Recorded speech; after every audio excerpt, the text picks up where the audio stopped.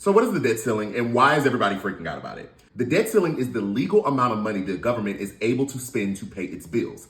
It is not, and I repeat, it is not new spending. What it is paying the bills that have already been racked up. So you may have heard leader Kevin McCarthy talk about, if a child has a credit card, we wouldn't allow them to keep spending.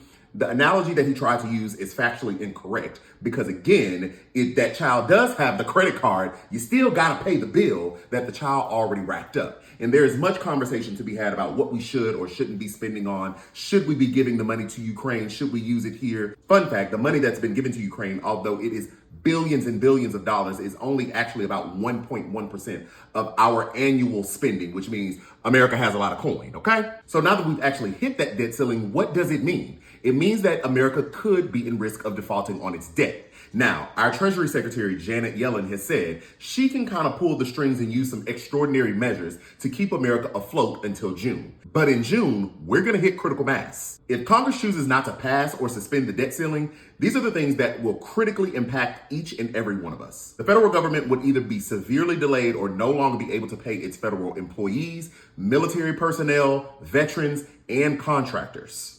Our interest rates would increase, which we already know they're through the roof. That includes cars, mortgages, and credit card rates. The cost to import goods would also increase, thereby increasing inflation. Fun fact, inflation only means the rate in which things are getting more expensive to buy. Other things that would be impacted would be Social Security payments, Medicare payments, Medicaid payments, even the tax refund. And tax season is around the corner. The value of a dollar would drop. The world markets would take a hit because the American dollar is seen to be one of the most reliable currencies in the world.